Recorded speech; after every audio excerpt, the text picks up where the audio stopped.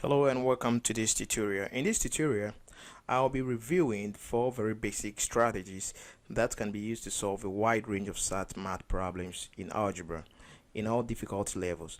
I will demonstrate how to use these strategies as well as an algebraic approach to solve these questions. So I'm going to talk about strategy 1. And in strategy 1, what I'm going to say is that in many math SAT problems, you can get the answer by trying each of the answer choices until you find one that works. Unless you have some intuition as to what the correct answer might be, then you should always start in the middle with choice B or C as your first guess. The reason is pretty simple. Answers are usually given in increasing or decreasing order. So very often if choice B or C fails, you can eliminate one or two of the other choices as well. So we are going to answer this question by using the strategy I'm talking about here. So we have a question on the board that we want to solve, and that is what I'm talking about.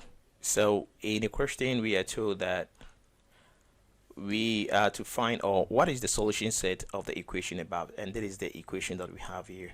The equation is x minus 3 equals the root of x plus 3. So we are asked that what is the solution set of the equation above, and what I'm saying is that one strategy to solve these questions, that is these math questions in SAT, is to try the answers from the B or C, because the answers are normally arranged in increasing or decreasing order of magnitude. So I'm going to try the number B and C. So I'm going to guess that the answer is the option B, that is x equals 6. So if x equals 6, then if I put 6 here, I'll have 6 minus 3 equals the root of 6 plus 3. Now 6 minus 3 is 3, and 6 plus 3 is 9. So the root of 9 is 3, and this means that that is correct. Alright, so if B, that is x equals 6, satisfies the equation, then this tells us that the A cannot be correct, because A here, the option A, we don't have 6 here. If 6 satisfies the equation, then that means that any option that can be treated as correct should have 6 as part of the answers.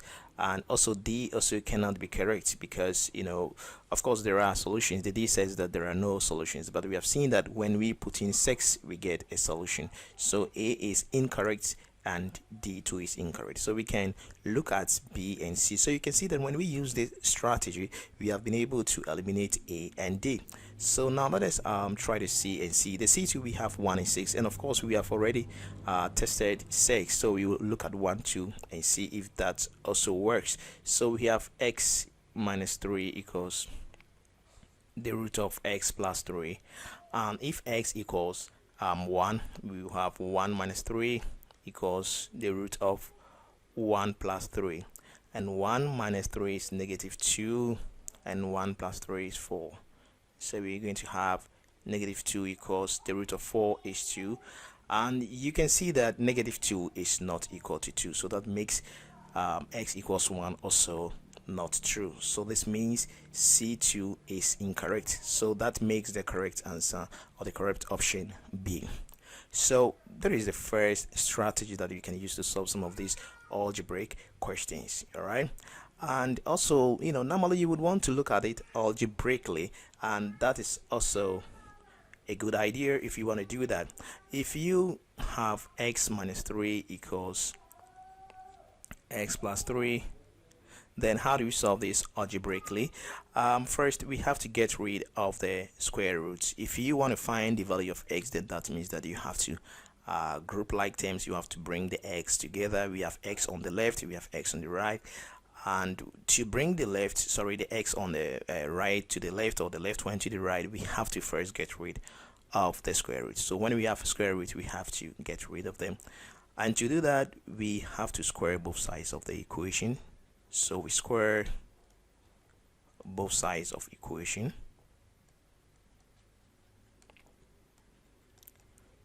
and when we square both sides of equation, we get rid of the square root here. So that is what we're gonna do here, and we have x minus 3 all squared equals the root of x plus 3 all squared. And before we proceed from here, I want to say something here. Most students have problems when they are told that you have to square both sides of the equation. When they have x minus 3 equals the root of x plus 3, and you tell them to square both sides of the equation, some of them will just square x here, square the minus 3, and square the whole of this, but that is wrong. Now what you see here, you are not actually squaring both sides of the equation. You have introduced two squares here, but you are told that you are to square the left side of the equation once. So when you are told to square both sides of the equation, the expression on the left or the right is squared once. So it is the entire expression on the left that is squared once. If you look at what we have here, that is called difference of two squares, because you are actually subtracting two squares. So you have difference of two squares here, and that is not what we're talking about when we say square both sides of the equation. It is the entire expression on the left side that is taken as one that we squared. So when we have this, then we go on from here to expand that. Now when we have x minus 3 to the power 2, that is x minus 3 times x minus 3, and that is equal to, if you have a square root and a square, the roots will cancel the square, so that we have x plus 3. And you expand x minus 3 times x minus 3, so you have x times x, that gives you x squared. Then you have x times negative 3, and that gives you negative 3. And you have negative 3 times x, you have negative 3x. Then you have negative 3 times negative 3, you get positive 9. So you have x plus 3 here. Now one thing I have to also call out to is this expression. Most students have problems evaluating expressions like negative 3x plus 3x and negative 3x minus 3x. Now these two expressions are not the same. You can treat the first one. If you look at the first one here, the sign here is negative and here it is positive. But if you look at the signs here, we have negative and negative. You can treat these in this way. You can treat a negative sign as a debt, right? So if you look at what we have here, it's like we owe 3x because it is negative, and because here is positive, we have 3x. So if you owe 3x and you have 3x, you pay it, and that tends to 0. So here we do say that 3x will cancel 3x. But if you look at it, signs that we have here, they are the same. So we owe 3x here, and also we owe 3x here. One thing that we have to understand is that the sign always affects the term on the right hand side, as you see it here. So this sign affects this term, and the sign that you see here also affects this term. So that is going to be negative 6x. All right, so here we are going to have x squared minus 6x plus 9 is equal to x plus 3. So if you look at the equation right now, we don't have the square root in here. I mean, there is a quadratic equation, so we have to rearrange this, and we have it in their standard quadratic equation formula. So we write our x squared here, we have minus 6x, and we subtract x from each side of the equal sign, so that we get rid of the x on the right hand side. In other words, we can also say that we move the x from the right to the left, and when it crosses the equal sign, there should be a change of sign, that is from positive to negative. So we're gonna have negative x here, so you put 9 also here. And in the same vein, we also subtract 3 from each side of the equal sign, so that we get rid of this 3. Or you can say that when the 3 also move from the right hand side to the left, there will be a change of sign to negative, so that here will be left with 0. So when we go on to simplify this, that is what we're gonna say. We have x squared here, and here too we have negative 6x, and we have negative 1. As I did say, if the signs are the same like this, negative negative, we're going to have negative 7x, and when you subtract 3 from 9, you get 6. So this is the quadratic equation that we will have to solve. Now, when you have to solve a quadratic equation, you can solve it either by the method of factorization. That is, if you can find the factors, you can solve it by method of factorization. That is, if you can find the factors. You can also solve it by the method of completing the squares. You can also complete the squares and have it. You can even use the quadratic formula and you still be good to go. Alright, I'm going to try the method of factorization. I can see that we can find the factors of this quadratic equation, so I'm going to find the factors and I'll solve it from there.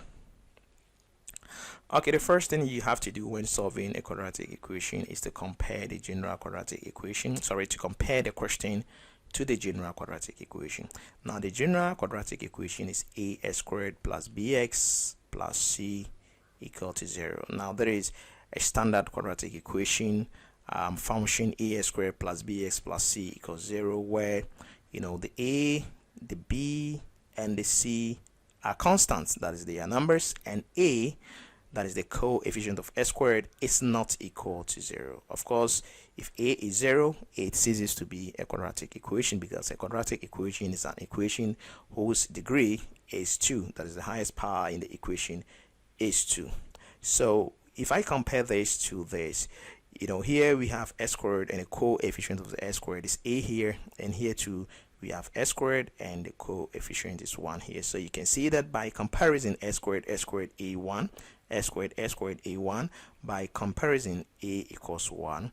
And when you also compare this to that, here we have x, so the coefficient of the x here is b, and the coefficient of the x here is -7. So by comparison to b is equal to -7, and here c stands alone. C is a constant, so c2 is equal to 6. So in solving a quadratic equation by the method of factorization, the first thing you do is to find these 3 factors. The second step is that you multiply the a by the c. So a times c, then you have ac, and ac is 1 times 6, and that is 6. Then after getting the AC, you find factors of the AC. So I'm going to find factors of 6. But one thing is that every number has 2 set of factors, and if the number is positive, all the set of factors are positive, or they are all negative. So I'm going to look at the positive factors of 6. So I will divide it this way to look at a pair of factors. Now, the first one is that 1 can go into 6 times, so 1 times 6 we get 6. So 1 and 6 are factors of 6. The second one is that 2 and 3, 2 are factors of 6, because 2 goes into 6 3 times, or 3 goes into 6 2 times. So these are the positive factors of 6. In the same vein, when I look at the negative factors of 6, that is what I'm going to get. -1 goes into 6, -6, -1 times -6, I get 6. When you multiply the pair of factors, you get the number back. As you can see here, 1 times 6 is 6, 2 times 3 is 6, -1 times -6 is 6. In the same vein, -2 times -3 is 6. So these are the positive factors of 6, and these are the negative factors of 6.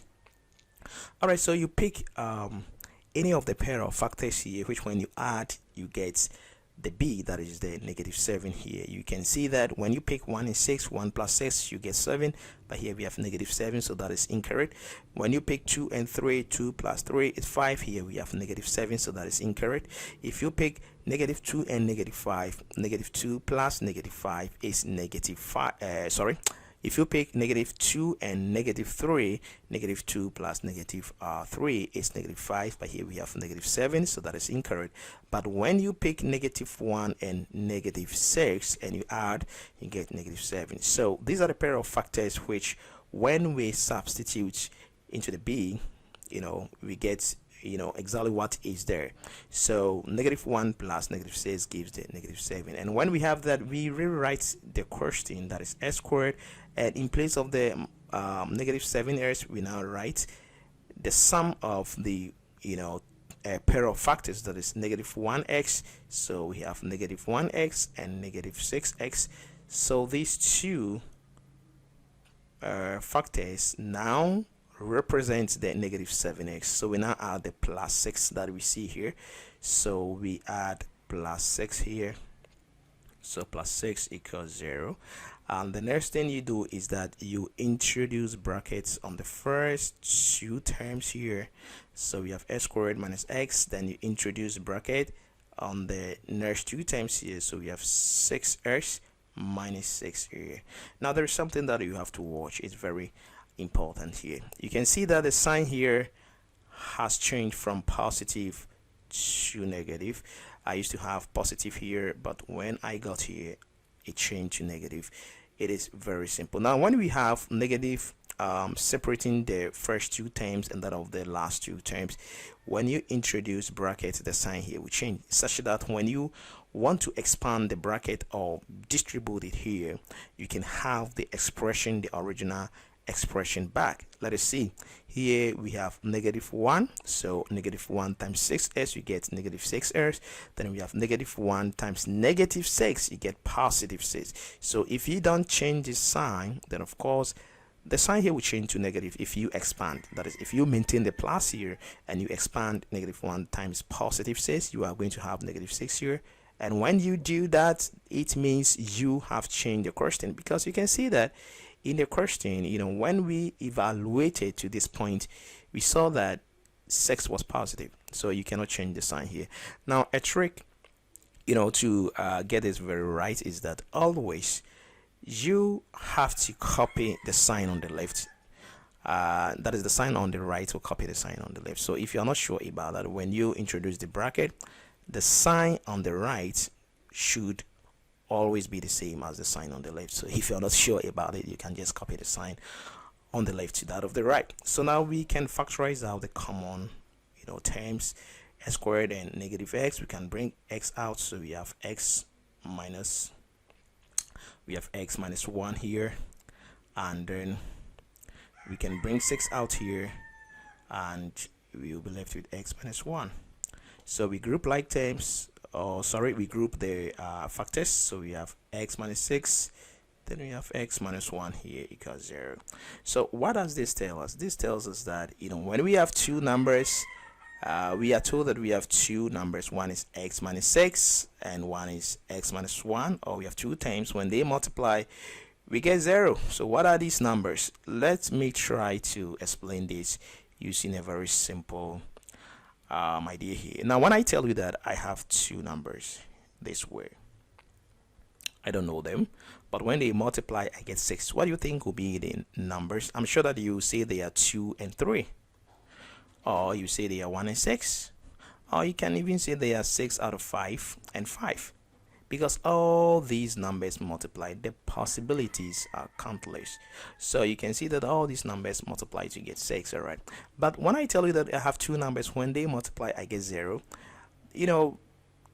for two numbers to multiply to get 0, then one of the numbers has to be 0. So for this to give 0, then it means that either the first one is 0 or the second one is 0. So we say it is either the x minus 6 is 0 or the x minus 1 is 0. So for x minus 6 equals 0, s is equal to 6, and for x minus 1 equals 0, s is equal to 1. So we had 6 and 1, and you should be very careful here. You shouldn't rush and choose the C, because we have 1 and 6 here. The reason is very simple. Now in algebra, whenever we introduce square root and squares in algebra, we inadvertently introduce what we call extraneous solutions in the function. Extraneous solutions, that is solutions that do not satisfy the algebraic expression or equation. Let me try to explain this using a very simple equation here. Now if I give you x equals 2, I tell you that s is equal to 2. What is the value of x? The value of x is 2, right? Good. Now if I ask you to square both sides of the equation, look here, we are introducing squares in here. So you square the left side, you have this, and you square the right side, 2 squared, then you have 4. Then I ask you again to find the value of x, this time for me. So what are you going to do? You are going to take square root, isn't it? Of course, yes. So you take square roots, and when you take square roots of the side, you get plus or minus or negative. So x is equal to positive 2 or negative 2. Of course, the values of x that will satisfy this equation are 2 and negative 2, because when we put 2 here, 2 squared is 4, and when we put negative 2 here, negative 2 squared 2 is 4. But do these solutions satisfy the original equation? The original equation says that x is just 2, and after squaring and taking square roots, I had negative 2 introduced into it. So negative 2, as far as the original equation is concerned, is an extraneous solution. It is, it doesn't satisfy the original equation. So I cannot pick negative 2 as a solution for the original equation. So what you have to do anytime that you have squares and square roots is that after getting the answer like the one that we did, you have to test the answers in the original equation. Now you can see that when we first tested 6, we had 6 satisfying the original equation. So 6 really satisfies it. But when we put in 1, we saw that it did not satisfy. So that means that the answer, even having been solved algebraically, the answer is still the option B, but not C. All right, so we look at the example 2. The example 2 says that what is the greatest integer x that satisfies the inequality 2 plus x out of 5 is less than 7. Now I have said that anytime that you're solving these questions, in SAT or under the SAT math, you should start from the B or C. But these are one of the exceptions that you shouldn't start from B or C. If you have a situation that says that if the word least or the word greatest appears in the problem, then you are to start with the smallest number or the greatest as your first guess. Now the reason why I'm saying this is that if you look at the question, it says that what is the greatest integer x, and of course if you look at the numbers that you have here or the integers that you have here, 25 is the greatest.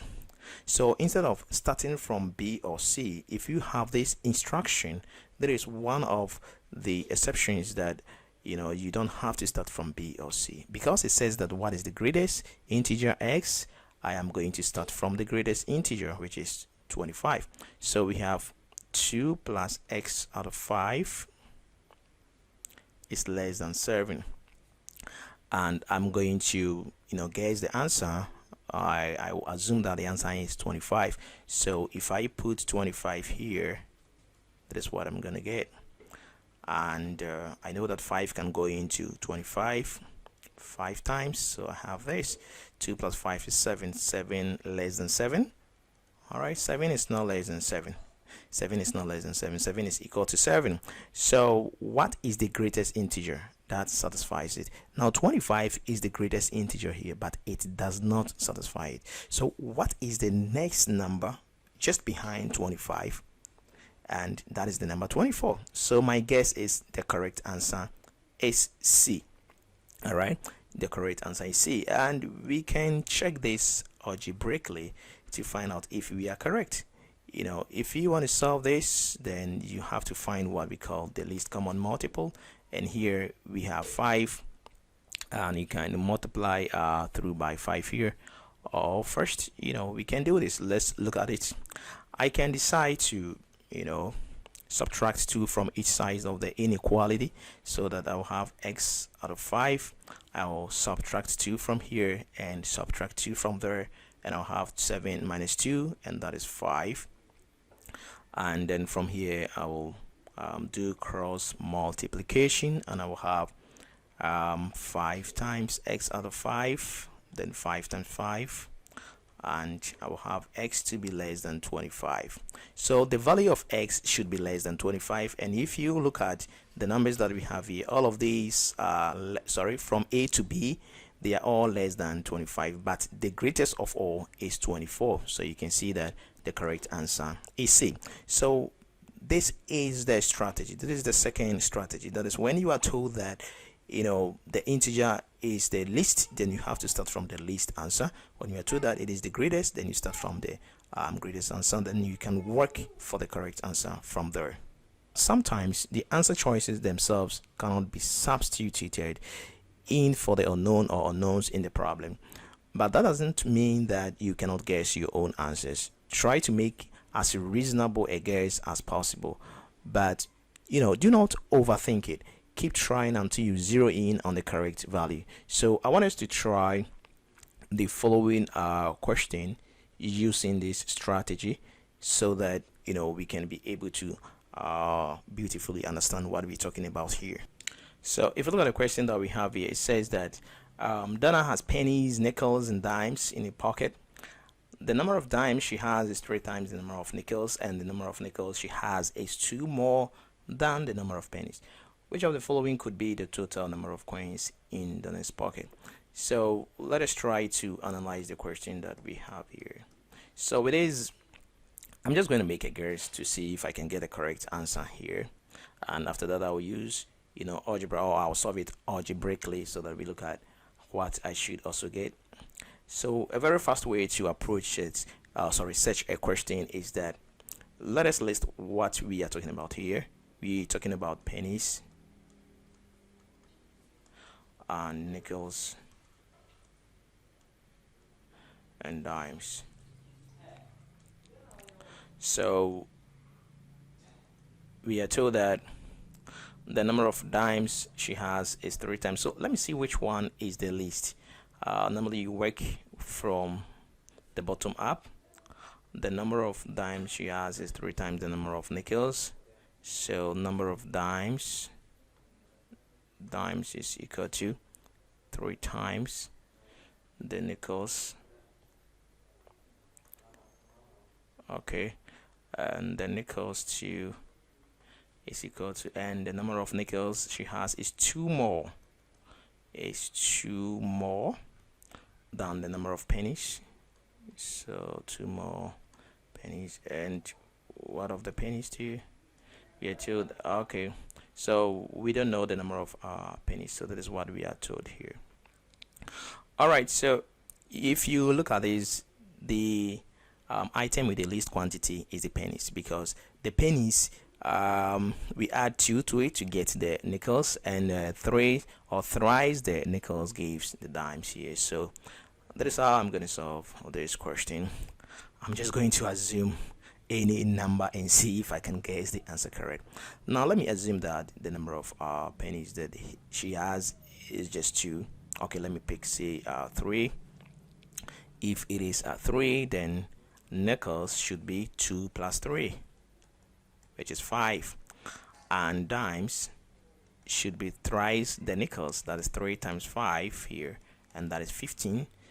We have 15 here, but the question is, what is it? Which of the following could be the total? The question is talking about the total, so that means I should have 3 plus 5 plus 15. 15 plus 5 plus 3, and that is 23, and I don't have 23 here. So let me either increase or decrease, but 23 is more than the number that I have here. So instead of increasing from 3, I'm rather going to decrease it, because 23 is larger than even the largest number here, that is 18. So I'm going to this time around take 2. So the pennies is going to be 2, and nickels is going to be, of course, I'm told that is 2 plus the p, so that's going to be 2 plus 2, so that should be 4. And the dimes is thrice the nickels, and that is the number of nickels, so 3 times 4, and that is 12. And I'm asked to find the total, so here's 2, here's 4, and here's 12. So 12 plus 4, that should be 16 plus 2, that should give me 18. So I can see 18 here, and that should be the correct answer here. All right, let us also see if we can solve this algebraically.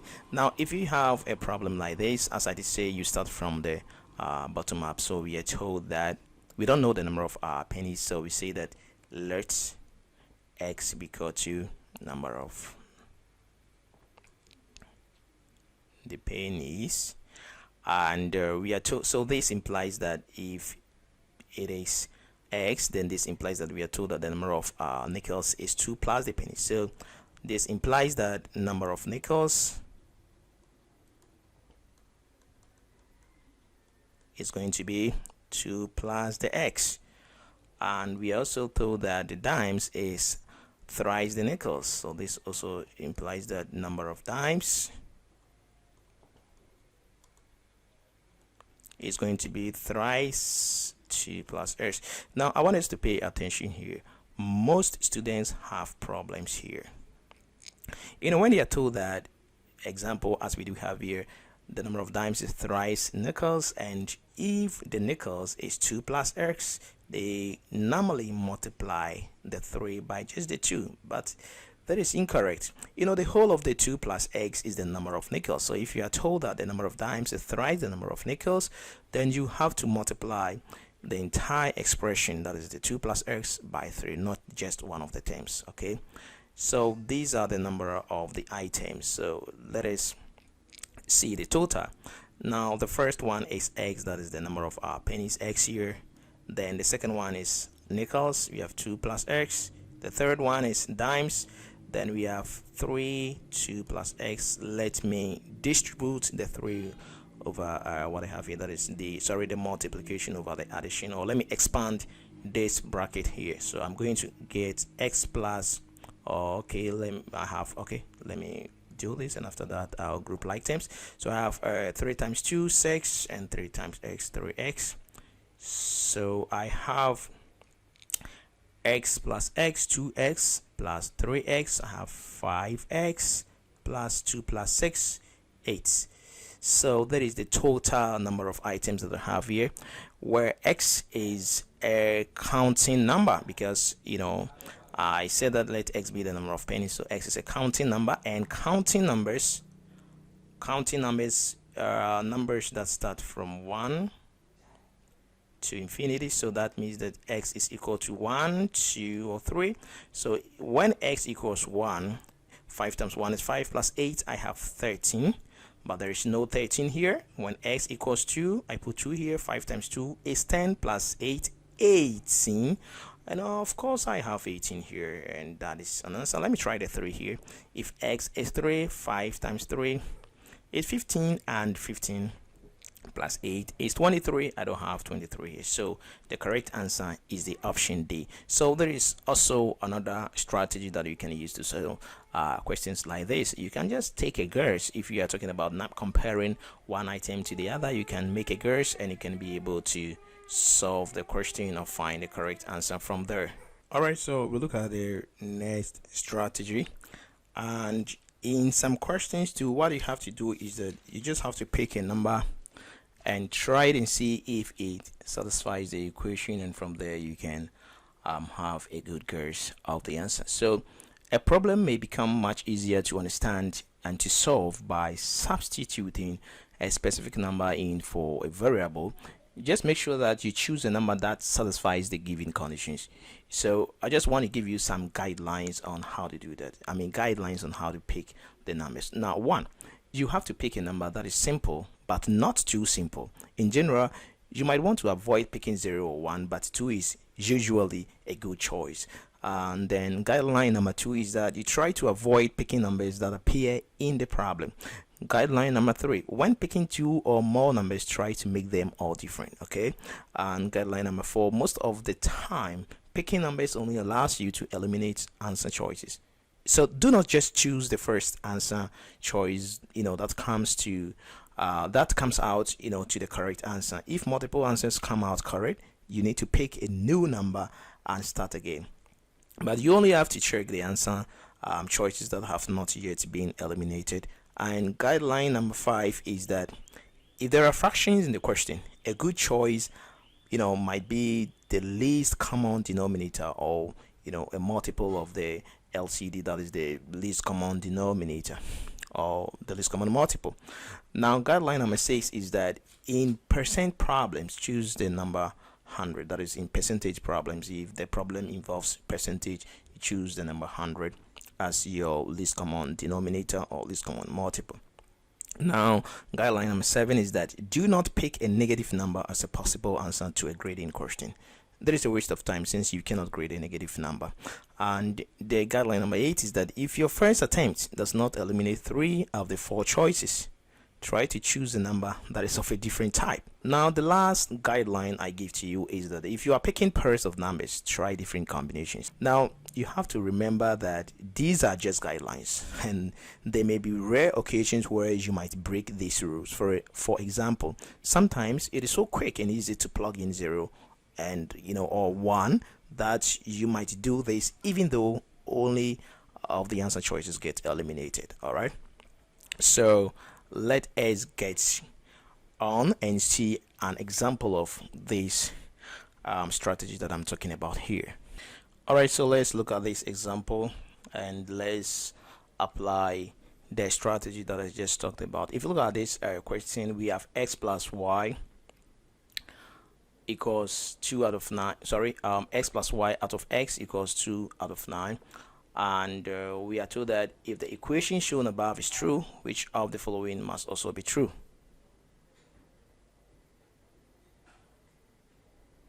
So which of the following must be true if the equation shown here is true? X plus y out of x equals 2 out of 9.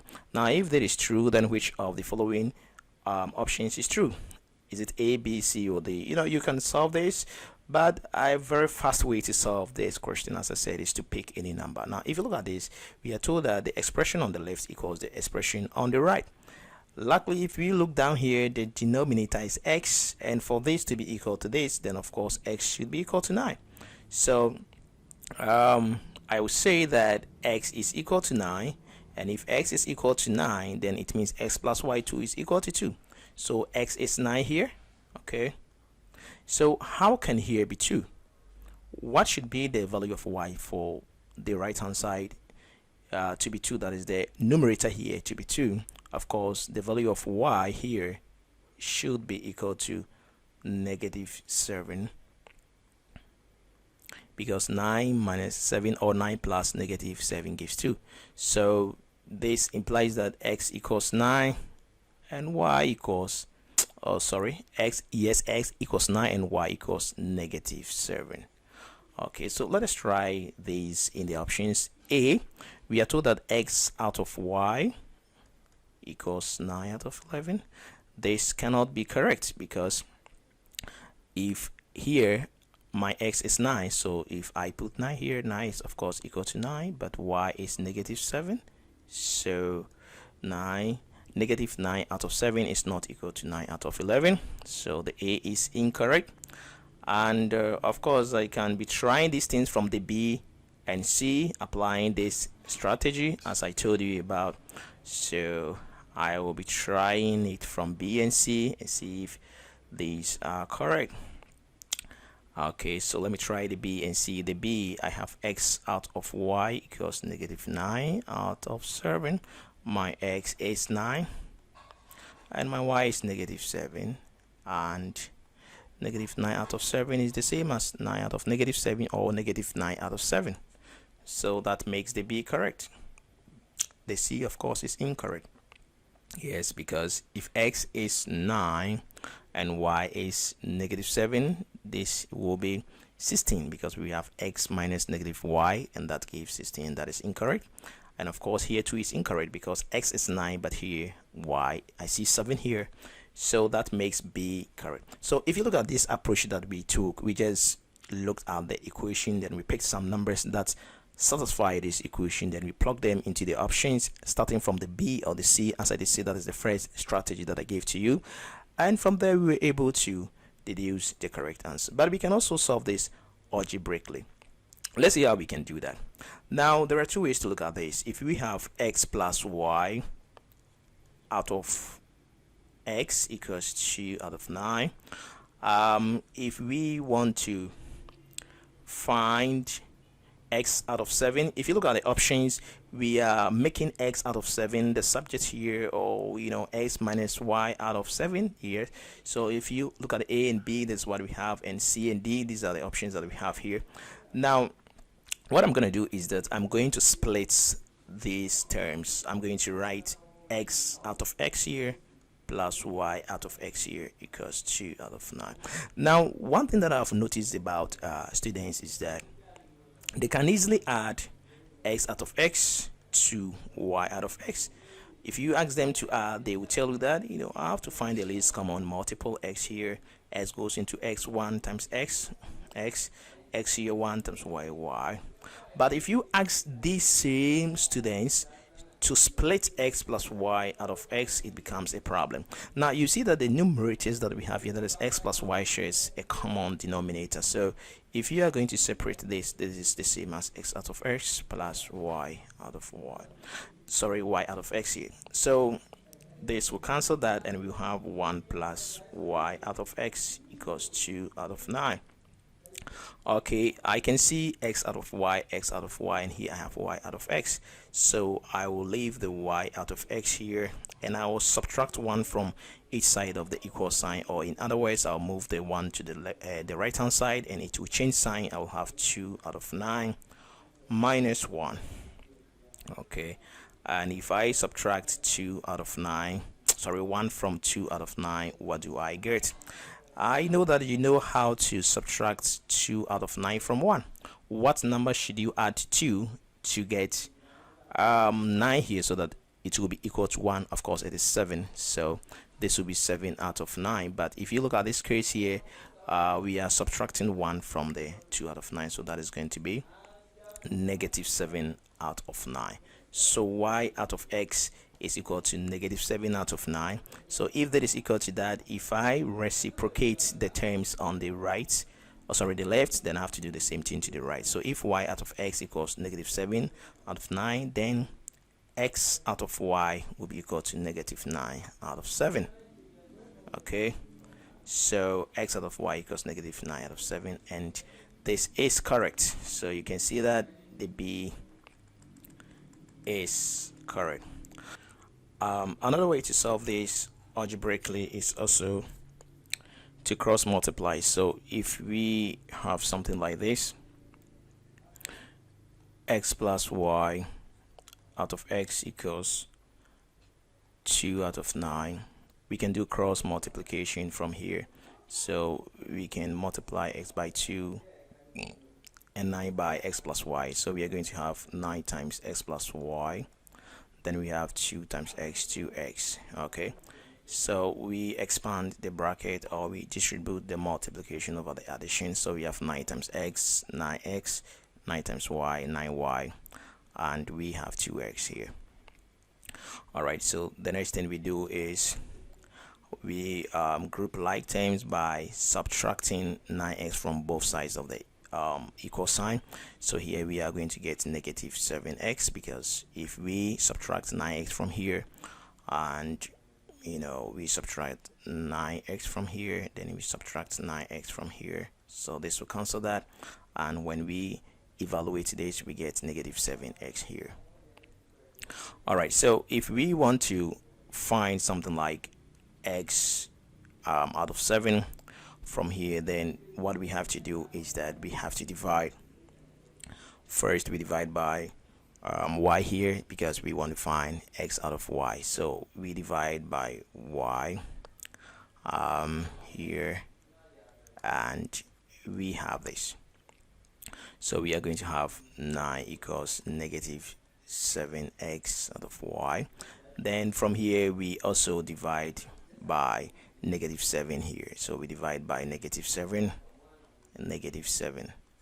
So we have 9 out of negative 7, or negative 9 out of 7, to be equal to x out of y, as we had earlier on. So we could have just divided by negative 7y. That is what we call cross division, as we did cross multiplication here. So we can see that x out of y equals negative 9 out of 7. So that is another way that you can solve this algebraically. So we want to try these examples from example 5. That is what we have here. So how can we solve this question? And it says that if 3z equals y minus 5 out of 2, and z equals 5, what is the value of y? Okay, I'm going to start to solve this by considering the options B and C. I'm just going to guess the value of y here. If I look at this, if I guess that the value of y is 25 and I put 25 here, 25 minus 5 is 20, and 20 divided by 2 is 10, and z here is 5, 3 times 5 is 15. 15 is not equal to 10, and of course I'm not going to pick the C, because if I pick C here, 30 minus 5 is 25, I'm going to get a decimal here, and that is not equal to 15. So the correct answer is 35 as I see it here. If I test 35 here, I have 3z equals y minus 5 out of 2, and I'm told that z equals 5. So if z equals 5, then 3 times 5 is 15, so 15 is equal to what? If the value of y is equal to 35 as I have it here, I'll have 35 minus 5 out of 2, so 15 will be equal to, if I subtract 5 from 35, I have 30. You divide 30 by 2, you get 15, and 15 is equal to 15. So the correct answer is the D. And of course you can solve this algebraically by substituting the value of z and finding y. That is pretty simple too. Okay, so we are told that z is 5. If z is 5, you plug in 5 here, you have 3 times 5, y minus 5 equals 2. 3 times 5 is 15, so you have y minus 5 out of 2. So you cross multiply, you have 2 times 15, and that is 30 equals y minus 5. So to make y the subject, you add 5 to both sides of the equal sign, and then you have 35 equals y. So the value of y is 35. All right, let's look at another example. All right, this example says that if x is greater than 0, or if x is positive and x raised to the power 4 or to the exponent 4 minus 16 equals 0, then what is the value of x? So that is the question we're solving here, and we have x raised to the power 4 minus 16 is equal to 0, and we can solve this by adding 16 to both sides of the equal sign, and when we do that, we will have 16 here. Okay, so that is indices, so we can make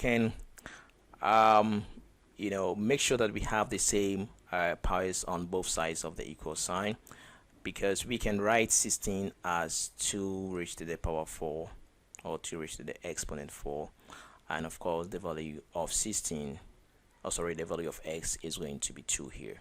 Okay, so here we don't have any options here, and of course if you put x can be -2 or 2, but we are told explicitly that x is greater than 0, that is x is positive, so the correct answer is just 2, so x is 2 here. That is pretty simple. All right, so let's look at our next example, that is example 7, and it says that if 5x out of y equals 10, then what is the value of 8y out of x? So how are we going to solve this question? So this one too is pretty simple. It should be a very simple question. So we have to look at this. We have to pick a number and plug it in here. What should be the values of x and y? Well, let me see that. What should be the minimum values of x and y for this equation to be correct? The only way that here can be 10, if here is y and I have just 10 here, then 10 is the same as 10 out of 1, so that means y is 1 here, and for this to be 10, x has to be 2. Okay, so I have y to be 1, x has to be 2, so when I plug this into that, y is 1, so 8 times 1, and x is 2. 8 times 1 is 8, 8 out of 2 is 4, so the correct answer is A, 4. But you can also Solve this algebraically. If you want to do that, you are given 5x out of y equals 10. So how do you find 8y? Okay, to do that, let me see this. I will first reciprocate the terms here because I have y on top there, so I'll have y out of 5x here, and here's going to be 1 out of 10. Then I multiply both sides by 8, so times 8, I'll have 8y out of 5x times 8, I'll have 8 out of 10. All right, and I can simplify what is on the right hand side. 2 into 8, 4, and 2 into 10, I have 5 here, and I don't have 5 down here, so the 5 must leave, so I have to multiply each side of the equation by 5. So 8y out of 5x, this times 5, and here too 4 out of 5 times 5, so 5 will cancel out 5 and 5 will cancel out 5. So this implies that 8y out of x is equal to 4.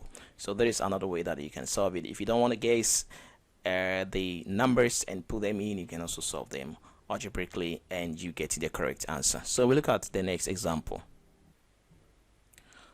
Alright, so that is our next example, that is example 8, and it says that the cost of 5 scarves is $D. At this rate, what is the cost in dollars of 45 scarves? So this one too, I'm just going to guess. I'm going to pick any number. I am told that 5 scarves cost D dollars. So what I want to do here is that I want to find the unit cost of a scarf. So I'm just going to pick any number. You see, when you have these variables, you can just pick any number and plug in and see if it satisfies the expression that we have here, any of the options here.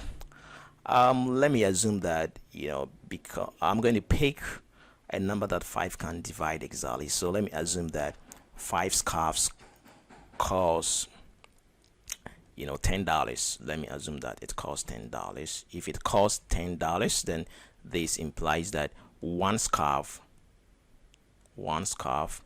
costs $2. All right, so that is the unit price, but don't get confused here. I am saying the 5 scarves cost $10, so that means D is equal to 10 here. Okay, the value of D is equal to 10 here. Okay, so how much is 45 scarves? Now, 45 scarves, the unit price of a scarf is $2. So for 45, it is times 2, and that is $90. Okay, so 45 will be equal to $90, but the value of D here is 10. If I say start from here, okay, if I look at this, I can start from the middle and check it from here, the B and C. The value of D is 10, so when I put B, D out of 45, 10 out of 45, of course I don't get 90. No. C, 45 out of D, that is 10. No, that is not also equal to 90. Let me check the D. 9 times 10, that is 90.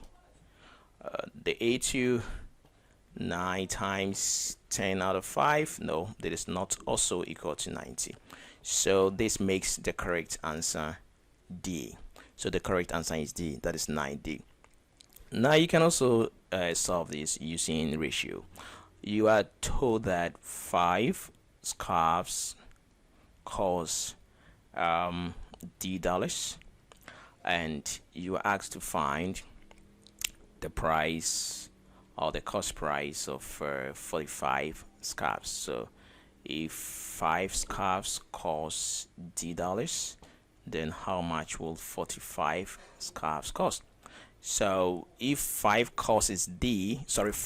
scarves cost $D, then 45 scarves will cost more. So we say if more, let's divide. So we are going to have 45 divided by 5 times D, and of course 5 into 45 is 9, and we have 9D. So that is one way that you can also solve it. You can use ratio to also solve this question, and you will get it right, and you have 9D there. So we look at example 9. Alright, so that is example 9. And example 9 says that Bill has cows, pigs, and chickens on his farm. The number of chickens he has is 4 times the number of pigs, and the number of pigs he has is 3 more than the number of cows. Which of the following could be the total number of these animals? You solved the like of this question, so you know that it's pretty simple. So we're talking about cows. So we're talking about cows and pigs, and then chickens here.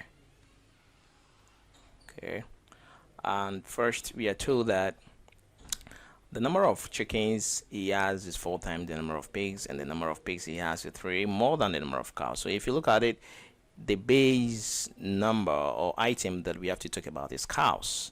First, we are told that the number of pigs he has is 3 more than the number of cows. So pigs is equal to 3 more the number of cows. So when you are told it is more, you add less, you subtract. So it's 3 more the number of cows. Okay, have I talked about the number of cows here? No. So let me assume that the number of cows here, we have 2 cows here. Let me assume that we have 2 cows. The number of cows is 2. So if the number of cows is 2 here, then the number of pigs will be 3 plus 2. And we also told that the number of chickens he has is 4 times. So 3 plus 2 is 5. Is 4 times 5 is 20. And we asked the total. So the total is going to be 2 plus 5 plus 20. And that should give us 27. We have 27 here. What if we had said or chosen 3, the number of cows to be 3? That will make here the number of pigs to be 6. And 4, 6, 24.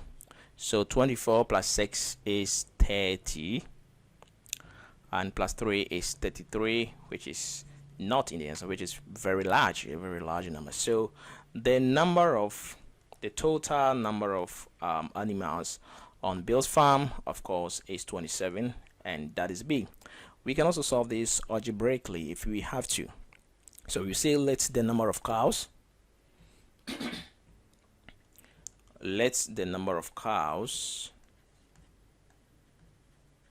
be equal to x. So if the number of cows equals x, then the number of pigs will be equal to 3 plus x. If the number of pigs equals 3 plus s, and the number of chickens here is going to be, it's 4 times. So 4 times 3 plus x. So what is the total? The total is x plus 3 plus x plus 4 times 3 plus x. And when we expand this, we have 4, 3, 12, 4 times x, 4x. We have x, 2x, 4x, we have 6x. 3 plus 12, we have 15. So that is the total number of animals on Bill's farm, where x is a counting number, that is, it starts from, or a natural number, starts from 1, 2, 3. So when x equals 1, if we put 1 here, we have 6 times 1 plus 15, and that should give us 21. And if the value of x is 2, if we put 2 here, 6 to 12, 12 plus 15, and that should give us 27. And of course we don't have 21 here, but we have 27, so that makes 27 the correct answer. Okay, we look at the next example, example 10.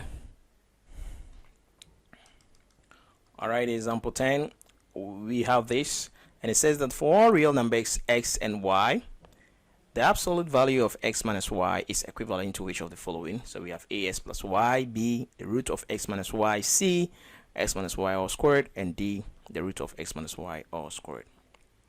So how do you solve this question? Talking about absolute values, then we're looking at if we get negative number, that is if the expression x minus y evaluates to a negative number, then because of the absolute value we take the positive number. Example, The absolute value of negative 3 is 3. The absolute value of negative 10 is 10, and so forth. So what I'm going to do is that I'm just going to pick any number. I'm going to guess any number. I'm going to pick any two numbers which when I put here I'll get a negative number, and the least I'm going to pick here x to be 1, and I'll pick y to be 3. I didn't pick 2 so that I'll get negative 1 back, but negative 2 is okay. So if I put 1 minus 3 here, of course I will get negative 2, and the absolute value of negative 2 is 2. So I've picked these two arbitrary numbers, and I want to try them in the expressions. Which of them satisfies this? Because we are told that if for all real numbers x and y, the absolute value of x minus y is equivalent to one of these. So which of them is it equivalent to? Is it the A, B, C, or D? Now when I pick the A, all right, let me start from B or C. 1 and 3, if I put 1 3 here, the root of 1 minus 3 is the root of negative 2, which is undefined. We can find the root of a negative number here that will give complex numbers. So let's try C and C. If we also try C, 1 minus 3 all squared, that is negative 2 squared, it gives 4. And this is not equal to negative 2, because if we put 1 and 3 here, we get 2. Sorry, the absolute value is 2. It is not 4. So the C2 is incorrect. So let us try. Of course, the A is incorrect because x is 1 and y is 3. So 1 plus 3 is 4. It is not equal to 2. D. So of course, the correct answer should be D, because A is incorrect, B is incorrect, C is incorrect. So the correct answer has to be D. So D, we have x minus y all squared, and if we put in y, x is 1 and y 3, and we subtract 3 from 1, we get negative 2 squared, and that is the root of 4, and that gives 2, which is the same as 1 minus the 3. We get an absolute value of the negative 2 to be 2. All right, there is another way that we can solve this. We can use the definition of absolute value. Now, when we say absolute value, what do we mean? Now, when we take the number x and we say, we are finding the absolute value of x, or what is the absolute value of x? When you pick any value of x which is negative, for example, as I did say, the absolute value of negative 3, we get 3. Absolute value of negative 5, we get 5. So how can we turn a negative number to a positive? So and if you remember, to turn a negative number to a positive, whenever you square a negative number, you get a positive number. So the absolute value works this way. How can a negative number turn to positive? Unless of course you square the negative number. So for example, if I have negative 5, how did it turn to positive 5? I have to square the negative 5. But when I square it, it doesn't turn to positive 5. It turns to positive something. The number is now bigger. So how do I get a positive 5 back? To get it back, I have to take the square root again. So if I square it, I have to take the square root again so that I get a 5 back. So if I square this, I kind of change the sign from negative to positive, but I have increased the value, so I have to take the square root again. So what I'm saying is that the absolute value is equal to the roots. The absolute value of x is equal to the root of x squared. So if that is true, then if I subtract y from this, then in the same vein, I have to do the same here, x minus y all squared. So this is equivalent to the D. As you can see here, it is equivalent to the D. So you can also apply the definition of absolute value to find the correct answer. Now we go into example 11.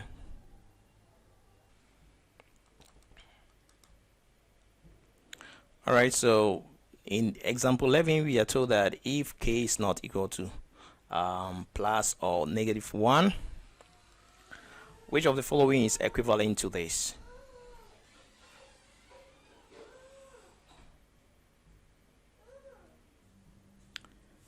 So from the question, we are told that the value of k cannot be 1, it cannot be -1, and of course that is true. It cannot be 1 because if it becomes 1 or -1, it will make one of these undefined, and of course it will make the entire function undefined because we have 1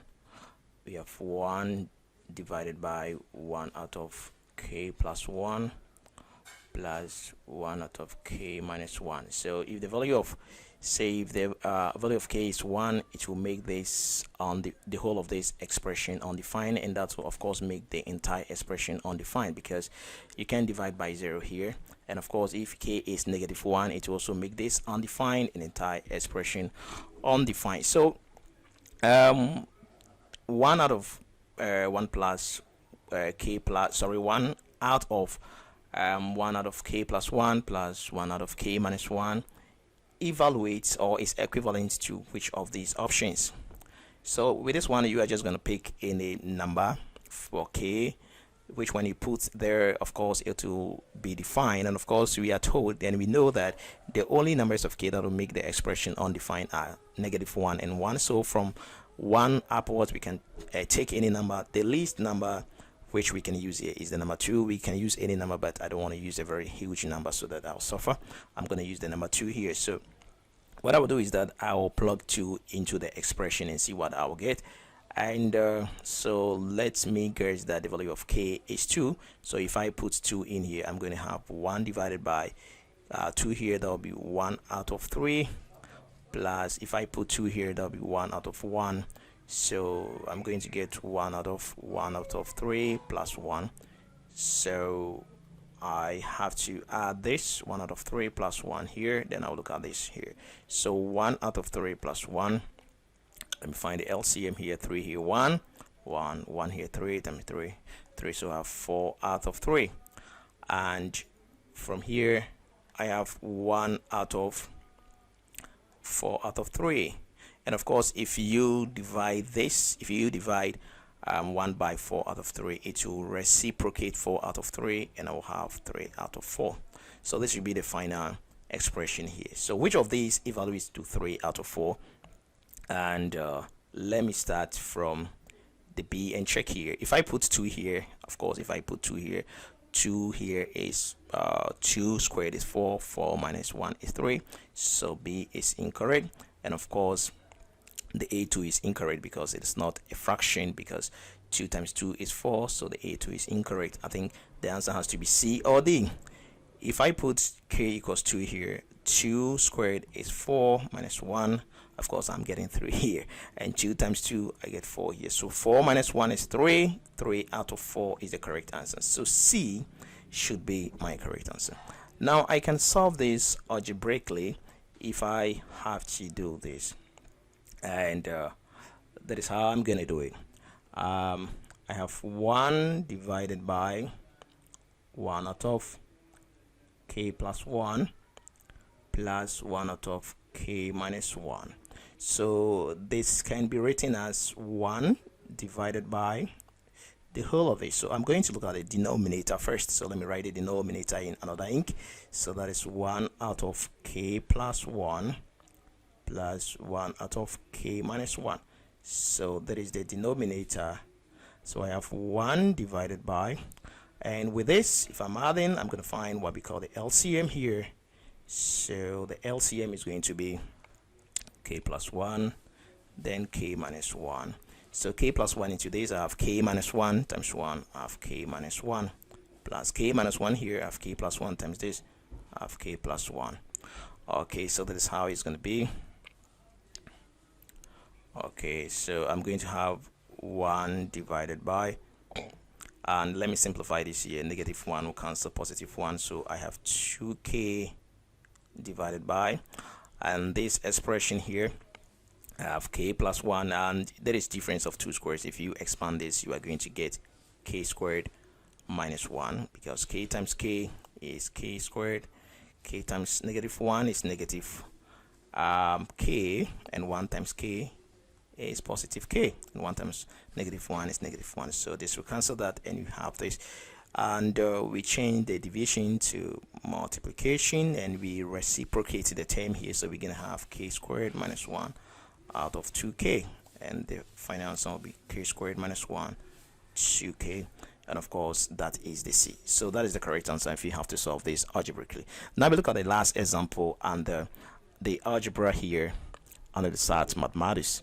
The number 12 says that in the real numbers, what is the solution of the equation 4 raised to the power x plus 2 equals 8 raised to the power 2x minus 1?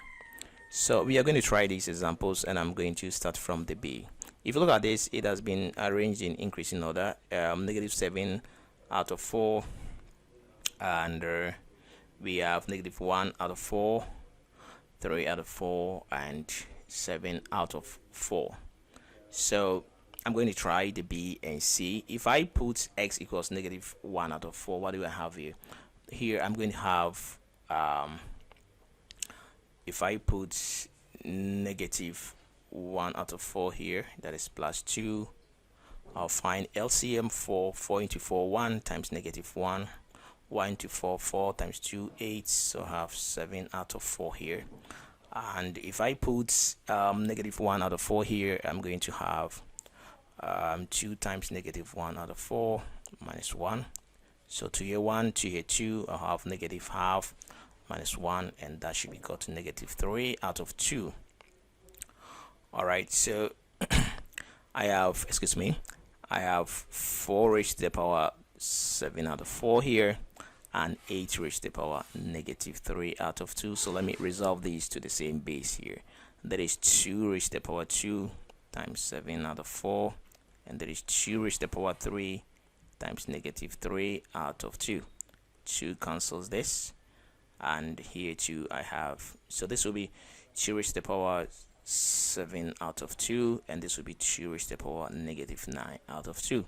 So the two sides are not the same, so this is not true. So B is not true, and if B is not true, then of course A2 cannot be right. Okay, if B is not true, it could be that the number should be less, or it should be more. So let us try the C and see. If C is not true, and then we can be sure that we have either D as the correct answer, because here the negative 1 out of 4 does not satisfy the equation. So is it a number that is less than this, or is it a number that is greater than this? Let's take the C and try it and see.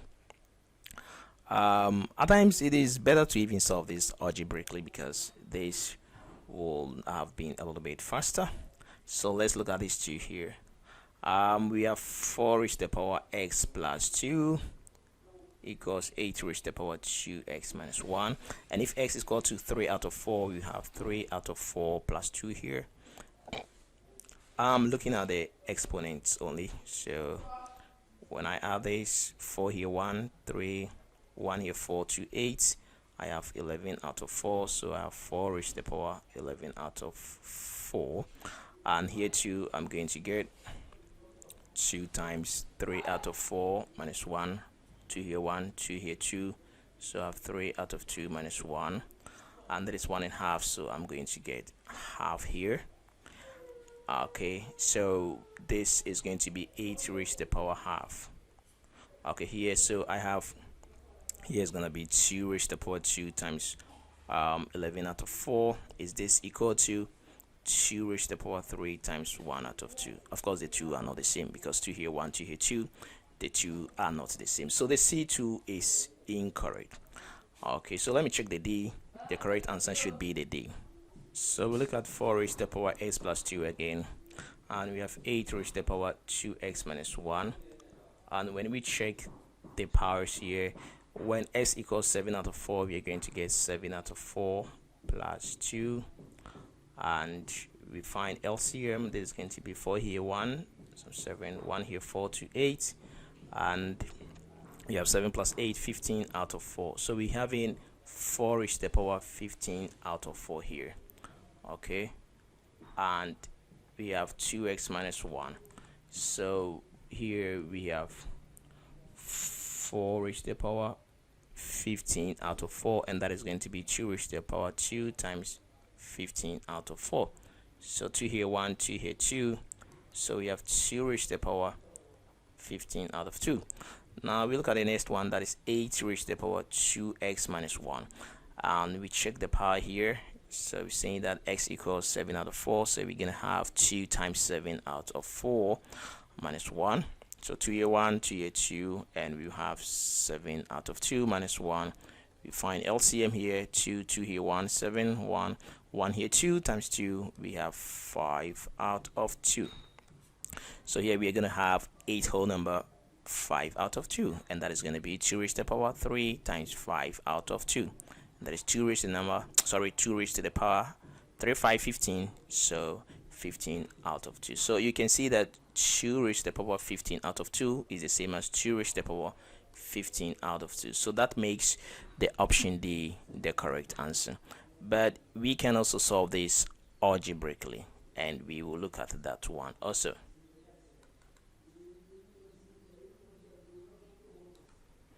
Alright, to solve this algebraically, that is how.